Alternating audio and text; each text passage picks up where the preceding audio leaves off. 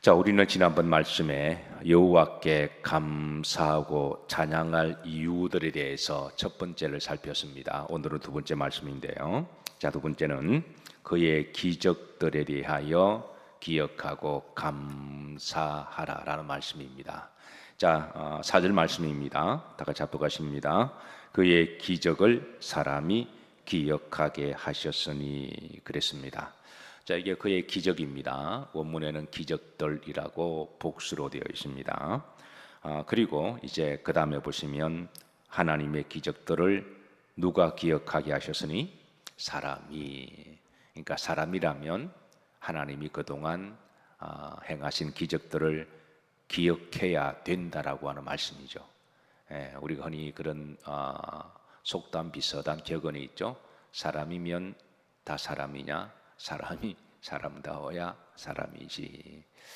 실제로 우리가 살아가다 보면 정말 인면수심이라고 하는 사람인데 사람 같지 않고, 또 사람인데 좀 죄송하지만 짐승보다 못하는, 또 사람인데 또 그 속에 마귀가 있는 그런 참 일들을 보면서 사람이면 다 사람이냐? 사람이면 사람다워야 사람이지라는 말이 때로는 가슴에 울릴 때가 있습니다.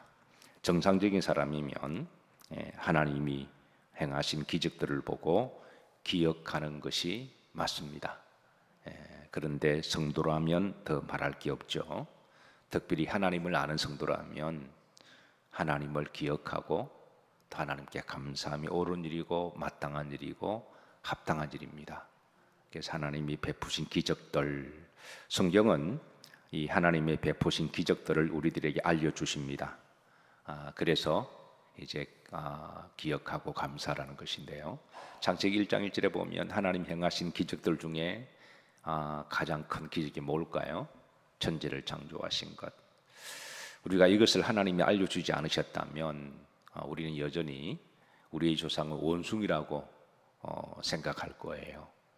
그런데 참으로 감사하게도 성경이 이를 알려주었습니다.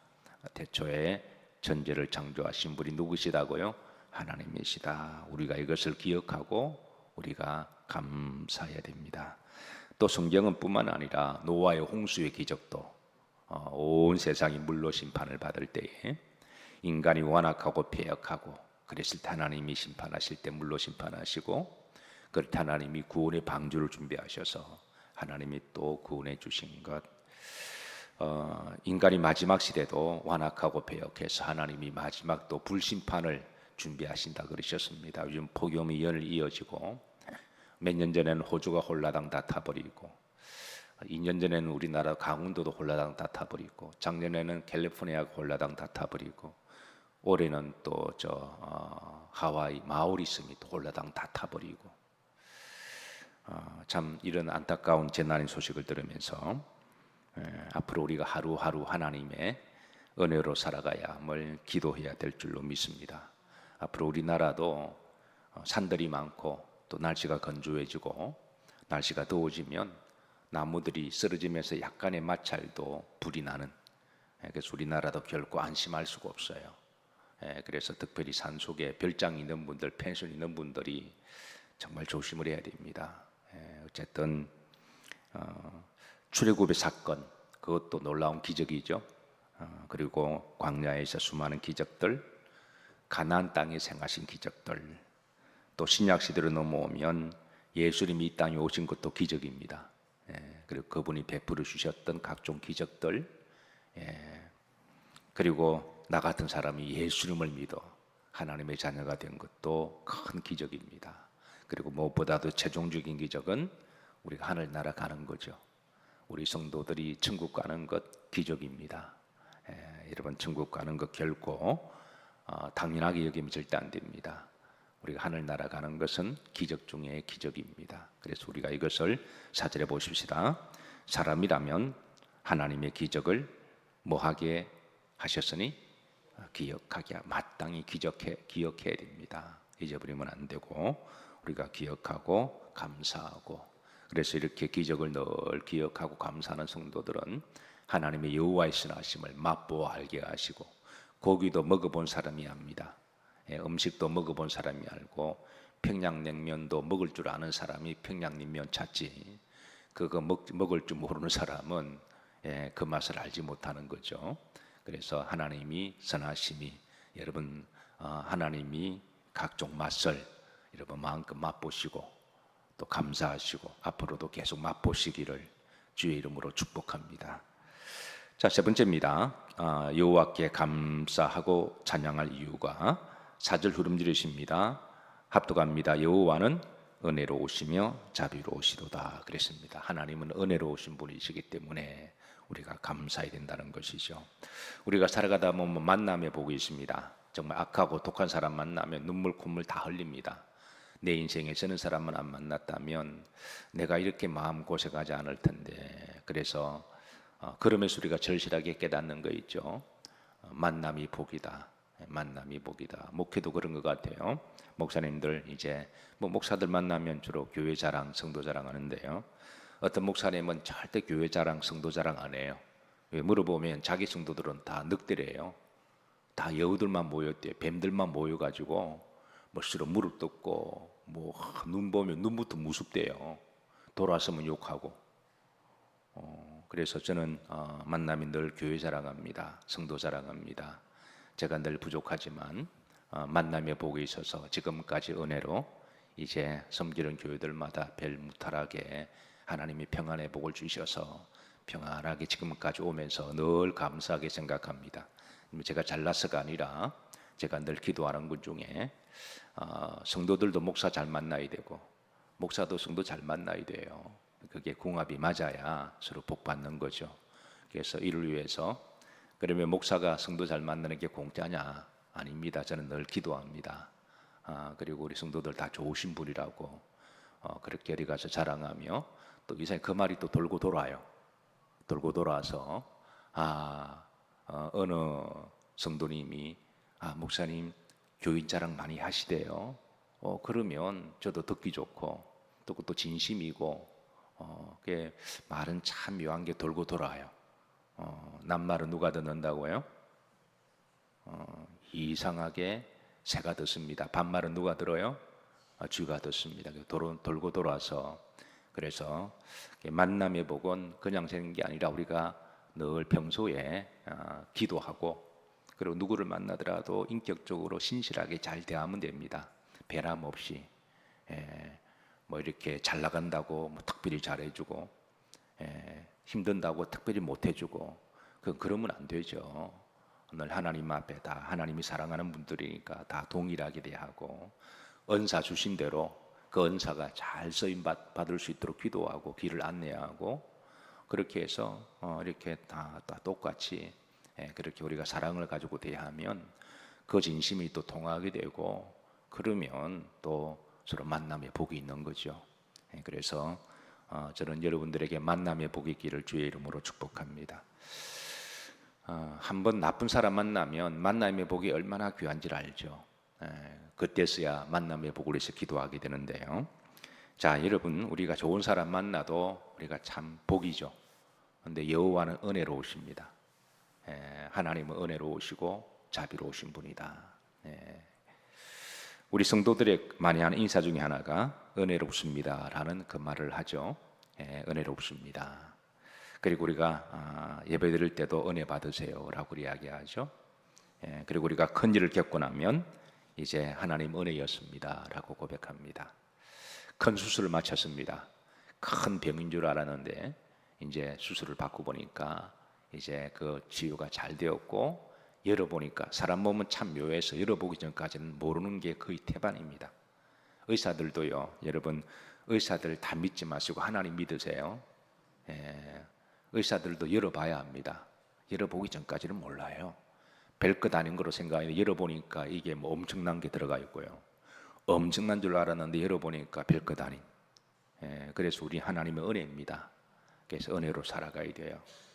그래서 우리가 하나님의 은혜입니다. 큰 수술도 잘 마쳐도 은혜고 열어보니까 별것 아니어도 은혜고 그래서 우리가 큰 일을 만나고 나면 이제 나중에 고백하죠. 하나님 은혜였습니다. 실제로 우리는 하나님 은혜가 없이는 살아갈 수가 없는 거죠. 오늘도 하나님 은혜가 충만하시기를 축복합니다. 아니 오늘뿐만 아니라 한평생 은혜가 충만해야 돼요. 늘 은혜롭게 그렇게 살아가시기를 주의 이름으로 축복합니다.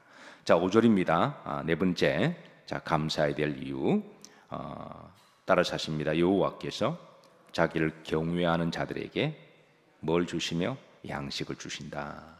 양식을 주시는 것.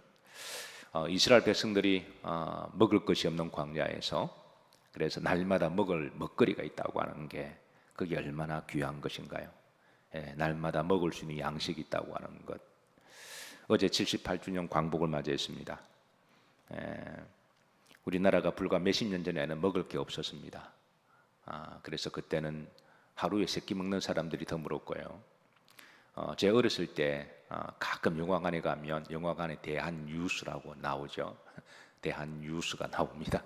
그게 나오면 첫 번째로 나오는 광고 중에 하나가 잘 살아보세 노래였고, 그리고 잘 살아보면 어떤 일이 있느냐 하면 그때는 온 가족이 몇 명이 앉아서 빵하고 우유 먹는 게 잘 사는 양식의 대명사였습니다.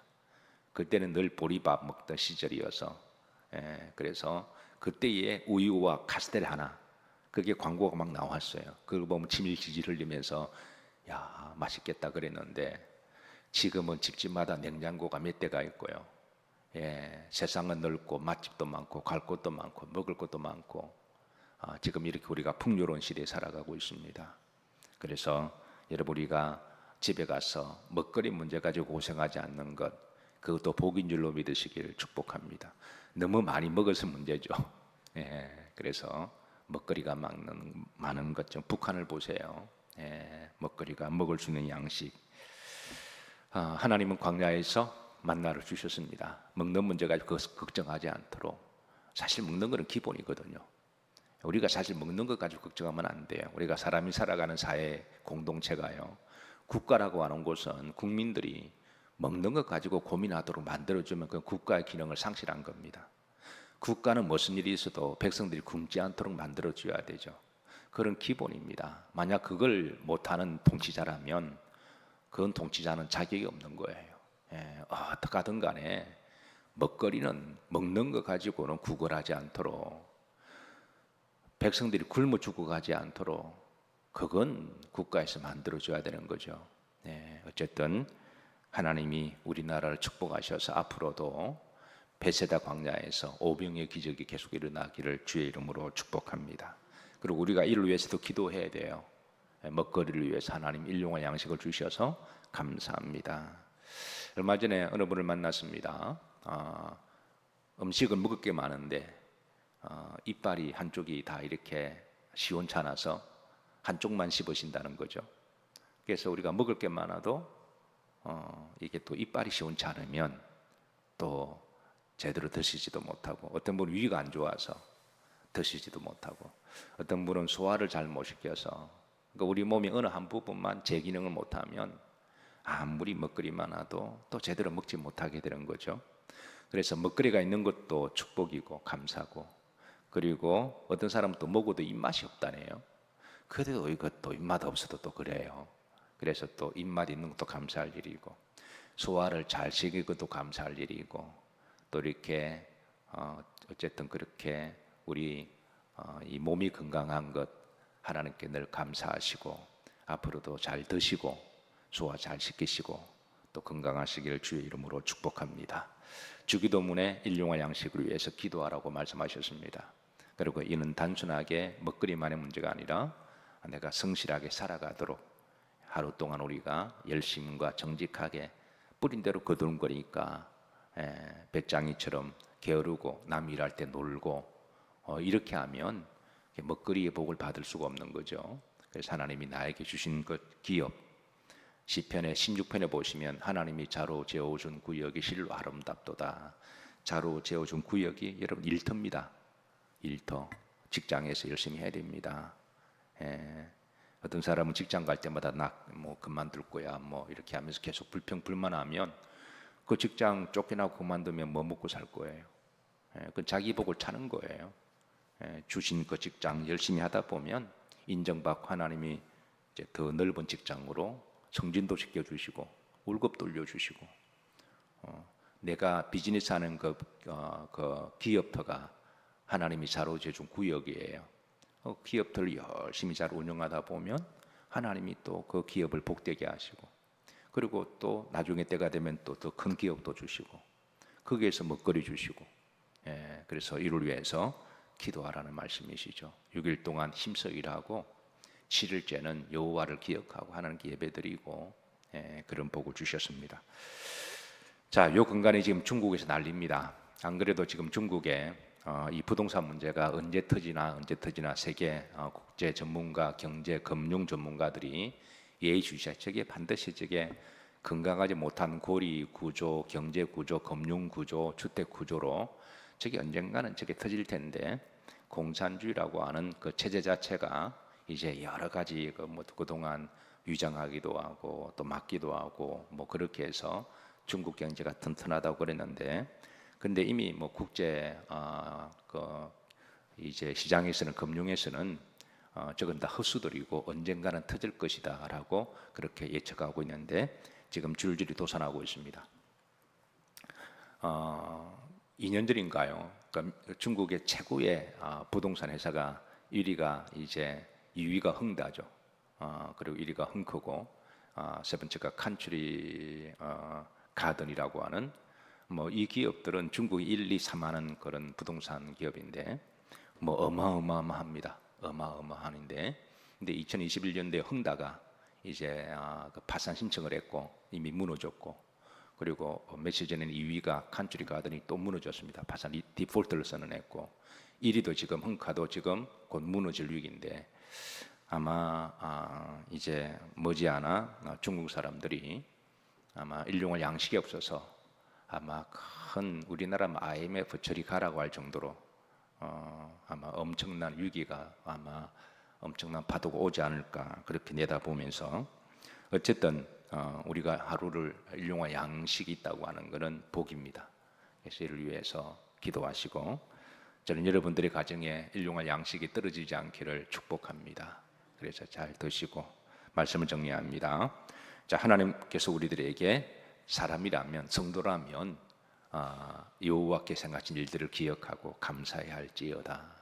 하나님이 베풀어 주신 각종 기적들 기억하고, 그리고 또 이제 하나님은 은혜로우시고 마시다 자비로우시다. 하나님은 늘 은혜로우시고 늘 자비로우시고, 그리고 일용할 양식을 주셔서 우리가 하루하루 이제 살아갈 수 있도록 인도하신 하나님의 이 은혜가 오늘도 여러분 여정 가운데 늘 함께 하시기를 주의 이름으로 축복합니다.